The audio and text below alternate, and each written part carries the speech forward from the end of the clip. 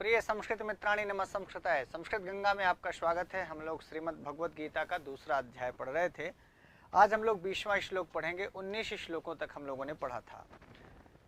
इसमें भी जन्मादि न जायते म्रियते वा कदाचित, न जायते म्रियते वा कदाचित, नायं भूत्वा भविता वा न भूयः, नायं भूत्वा भविता वा न भूयः, अजो नित्यः शाश्वतोऽयं पुराणो, अजो नित्यः शाश्वतोऽयं पुराणो, न हन्यते हन्यमाने शरीरे, न हन्यते हन्यमाने शरीरे। देखिए, पूरे श्लोक में भगवान श्री कृष्ण कहते हैं कि ना जायते, अयम कदाचित ना जायते। पूरा श्लोक पढ़ें।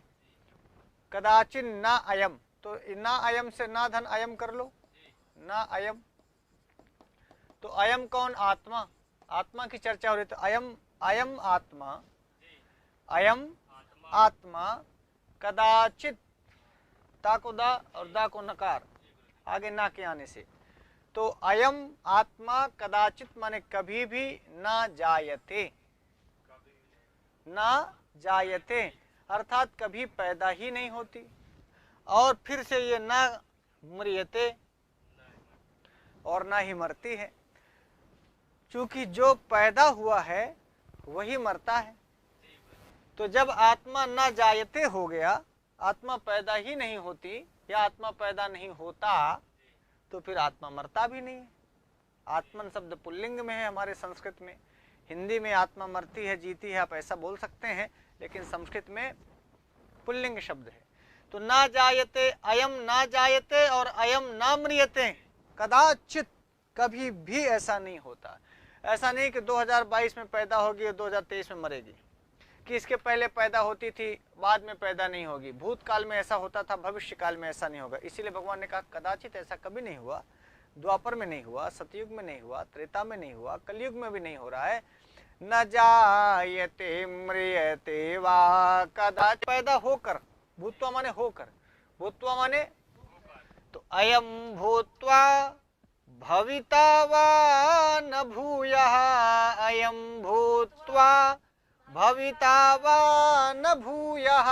अयम आत्मा, इन्होंने कहा अयम आत्मा भूत्वा माने होकर, भूत्वा माने, और भविता माने आगे होगी, भूत्वा माने होकर, जैसे गत्वा माने जाकर, पठित्वा माने पढ़कर, लिखित्वा माने लिखकर। तो अयम ना, यहाँ ना जुड़ा है ना, ना ना जायते माने फिर से होने वाला ही है, भूयः ना भविता, पुनः फिर से नहीं होगी। अब इसको समझना, जैसे एक बार कोई पैदा हो गया तो फिर पैदा होकर के फिर आगे भविष्य में पैदा हो, होकर माने पैदा होकर, होकर का मतलब क्या हुआ? पैदा होकर। भूया माने फिर से होने वाला है, यह ऐसा भी नहीं है। इसको समझना। अयम आत्मा भूत्वा माने उत्पन्न होकर के, भूया माने फिर से, भविता ऐसा ना, ऐसा नहीं होगा। एक फिर से जो पैदा ना हो, अज माने जो पैदा, तो अजह हो गया, अजन्मा है, नित्यः है, शाश्वतः है। अयम आत्मा पुराणः है, माने यह प्राचीनतम आत्मा है, बहुत पुरानी है, बहुत काल से है, सनातन धर्म से है, शाश्वत है, जो हमेशा हमेशा रहे वो शाश्वत है, जो नित्य, जिसका कभी नाश ना हो वो नित्य है, और जो कभी ना पैदा हो वो अजह है। तो भगवान ने एक एक विशेषण दिया आत्मा का। अजह कौन? आत्मा। नित्यः कौन? आत्मा। शाश्वतः कौन? आत्मा। अयम माने यह, तो अयम कौन? अयम आत्मा। अयम क्या? आत्मा। और पुराणः कौन? आत्मा। देखिए, पुराण शब्द, शाश्वत शब्द, नित्य, अजह, ये सब पुल्लिंग में है। चूंकि अयम जो पद है ये भी पुल्लिंग में है, और आत्मा शब्द जो है वो भी पुल्लिंग में है। तो अयम आत्मा अजन्मा है, नित्य है, शाश्वत है, प्राचीनतम है। न हन्यते, ना ये किसी को मारता है। कब? हन्य माने शरीरे न हन्यते। हन्यमाने शरीरे, सप्तमी का एक वचन है हन्यमाने शरीरे में। शरीर माने होता है आपका देह, आपका शरीर। तो जब आप हन्यमाने शरीरे, जब आप शरीर को मार देते हैं तब पर भी, शरीर के मारे जाने पर, तो ये पर वाला अर्थ सप्तमी में आता है ना, मारे जाने पर। तो हन्यमाने शरीरे का मतलब शरीर के मारे जाने पर या शरीर के मर जाने पर भी अयम न हन्यते। आप समझ गए, ये मारा नहीं जाता, ये मारा नहीं जाता, ना हन्यते, ये नहीं मारा जाता। कौन नहीं मारा जाता? इसका मतलब शरीर मारी जाती है या शरीर मरती है और आत्मा ना हन्यते, आत्मा नहीं मरती है। तो लोगों को ये भ्रम रहता है कि शरीर मर गया तो उसकी आत्मा मर गई। भगवान ने कहा कि हन्यमाने शरीरे अयम आत्मा ना हन्यते, शरीर के मर जाने पर भी यह आत्मा मरती नहीं है। तो जब आत्मा मरती नहीं है, इसीलिए आत्मा शाश्वत है, इसीलिए आत्मा नित्य है, इसीलिए ये अजह है। यदि मरती तो कभी अजह नहीं होती, क्योंकि जो जो भी जह, जो जो भी पैदा हुआ वो सब मरियते। इसीलिए लिख दिया ना जायते, तो इसीलिए जब जो पैदा ही नहीं हुआ इसीलिए ना मरियते। तो ना जायते और ना मरियते, ना तो ये पैदा होती है ना मरती है। यदि पैदा होती आत्मा तो मरती भी, क्योंकि जो जो पैदा हुआ है वो सब मरा है, वो सब समाप्त है, वो सब अनित्य है।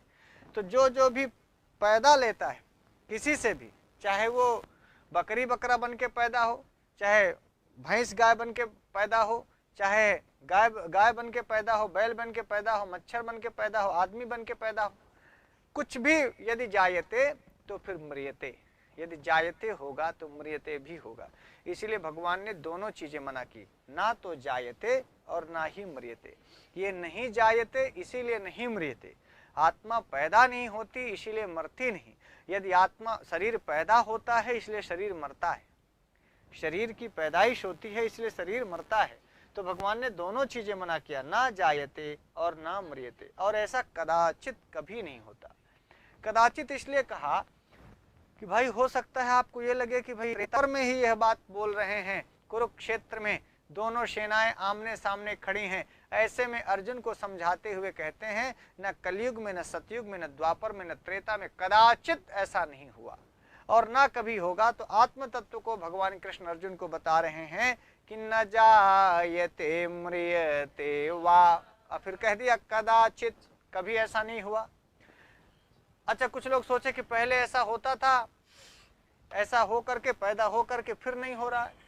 जैसे ऐसा हो जाए कि भाई एक बार आत्मा पैदा ले ली, अब फिर भविष्य में नहीं होगी, एक बार पैदा ले ले फिर भविष्य में पैदा ना ले, हमेशा रहे। तो भगवान ने ये बात भी खत्म कर दी कि ऐसा भी नहीं है, एक को बार कभी पहली बार भी ऐसा नहीं हुआ। बोले तब क्या हुआ? तब ये ईश्वर अंश है ना, ब्रह्म का अंश है, परमात्मा का अंश है, बहुत सारी चीजें। इसीलिए भगवान ने जब ये कहा कि नायम भूत्वा भविता वा न भूया, ना तो कभी होकर फिर ऐसा हुआ कि होगी, एक बार हो जाए फिर नहीं होगी, एक बार आत्मा पैदा हो जाए फिर दोबारा नहीं पैदा होगी। भगवान ने कहा ऐसा भी नहीं है। इसीलिए तो अजह कहा, यदि एक बार भी आत्मा पैदा हो जाती तो अजह कैसे कहते? अजह माने बकरा नहीं, जन्म आत्मा ले ली तो फिर अजह कैसे हो जाएगा? अजह नहीं होगा ना, समझ गए कि नहीं? यदि एक बार भी आत्मा पैदा ले ले, भले ना मरे, तो अजह नहीं होगी, समझ गए? तो बोले अजह आत्मा नित्यः आत्मा शाश्वतः आत्मा अयम यह आत्मा पुराणः। तो बोले कि एकदम नई चीज नहीं है, शायद जितनी पुरातन सृष्टि हो, जितनी पुरातन ईश्वर है, जितने पुरातन ब्रह्म है, जितने पुरातन ये जगत है। इसीलिए भगवान ने कहा कि भैया ये उसी तरह है, ये उसी प्रकार, और जो देवताओं में रहे, ईश्वर में रहे, वो परम आत्मा कहते हैं ना, परम पुरुषः ना। तो परम माने जो उत्कृष्ट है वो परम है, और जो छोटा है वो आत्मा है।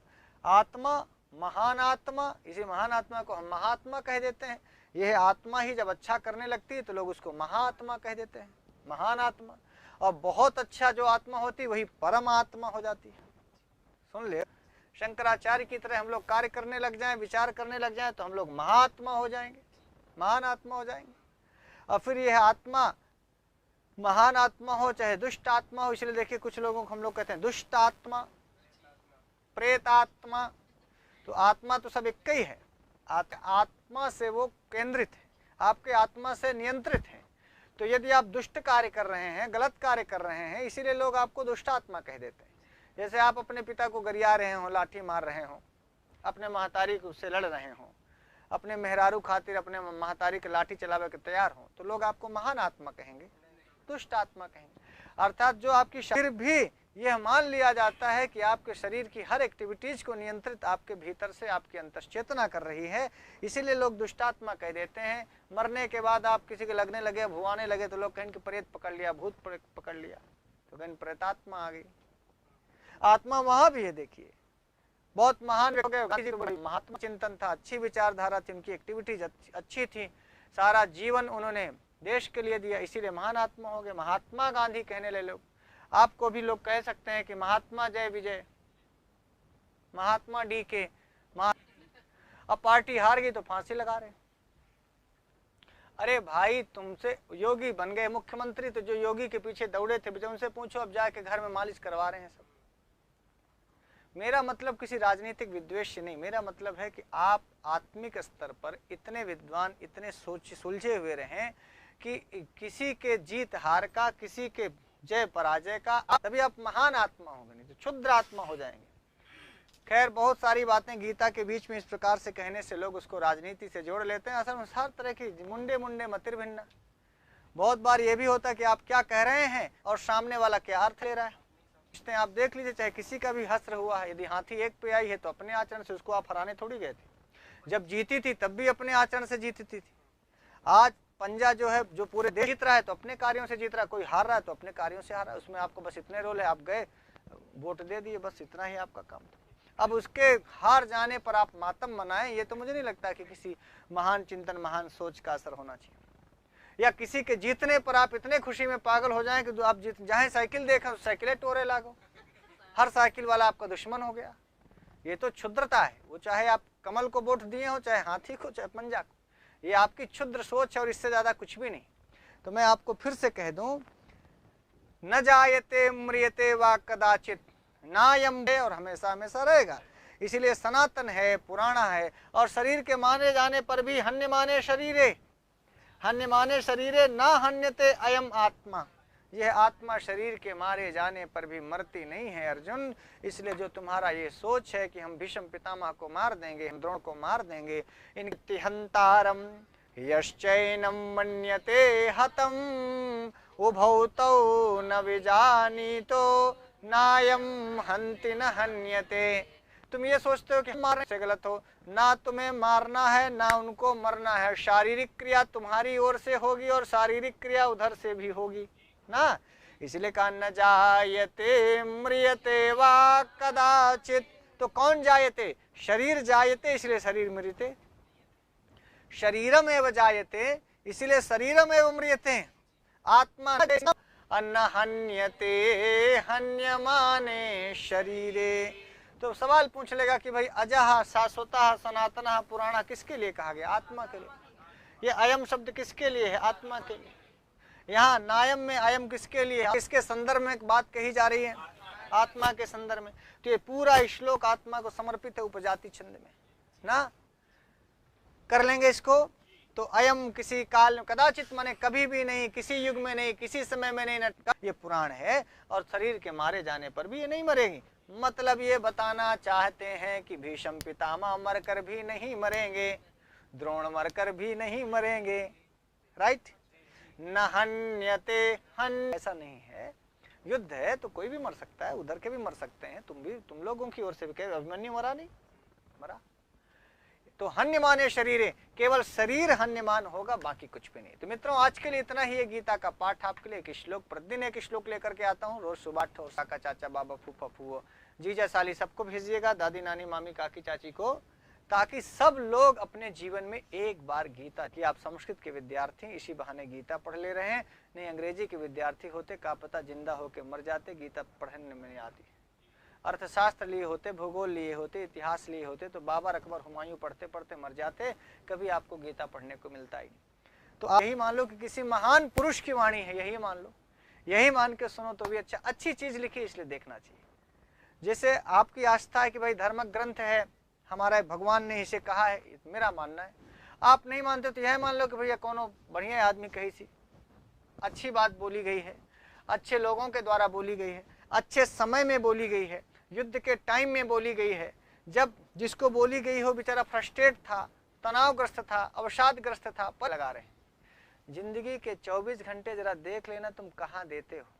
ये 24 घंटे तुमको जब वीडियो पढ़ते हो तब इन्हें तुमको टाइम की कीमत समझ में आती है। अरे कम से कम टाइम बेकार हो लागत है। 3-3 घंटा गर्लफ्रेंडन से अपने बतिया था, 10 लोगों का फोन करा था, बेस्ट फेसबुक देखा था, तब टाइम नहीं जाए। जब व्हाट्सएप देखते हैं 3-3 घंटा व्हाट्सएप करते हैं तब टाइम नहीं जाता है। यूट्यूब में लगे वीडियो देखने तो भैया बंदे नहीं होता 4-4 तब टाइम नहीं जाता। और मान लो सर्वभूषण या किसी की अच्छी चीज देखने के वीडियो देख रहे, अरे बड़ा ध्यान में रख करके कि भैया तुम्हारा टाइम वेस्ट होने लगेगा। अच्छी चीज में सबका टाइम वेस्ट होता है। जब भी कोई अच्छा काम करोगे तो तुम्हारा टाइम वेस्ट होगा। यहाँ भी देखते हैं कुछ लोग पढ़ने लिखने को कहते हैं तो बड़ा टाइम वेस्ट होता है, हम पढ़ ही नहीं पाते हैं। अच्छा, यहाँ तुम उत्तर खोज रहे हो तब तुम पर नहीं कह रहा हूँ कि तुम यहाँ जब रहते हो तब तुम्हारा टाइम बड़ा वेस्ट होता है। ये तो कहो तुम्हारा सौभाग्य है कि जब भर यहाँ रहते हो तब भर पढ़ लेते हो, वरना घरे में जाके तुम क्या करते हो ये सर्वभूषण को न बताओ। तुमसे 10-20 साल हम बड़े होंगे और ये सब करके हम आए हैं। ये हम सब जान रहे हैं कि तुम कितना घर में पढ़ते हो, कितना तुम्हारा टाइम वेस्ट होता है, कितना कि गुरुजी वहाँ रहें तब ठीक रहा। ये पढ़ाई तुम्हारी जाएगी 8 साल खराब जाएंगे। ये श्राप नहीं है, ये आशीर्वाद भी है और साथ में श्रापों भी है।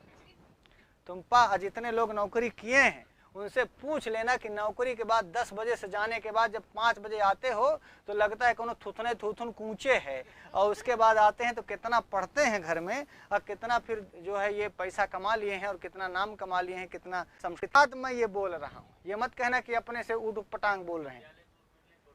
हाँ, विद्यालय दूर मिल गया तो रोने लगते हैं, क्लास में छुट्टी नहीं मिली तो रोने लगते हैं, मैनेजर अच्छा नहीं मिला तो रोने लगते हैं, कल नहीं मिला तो रोने लगते हैं।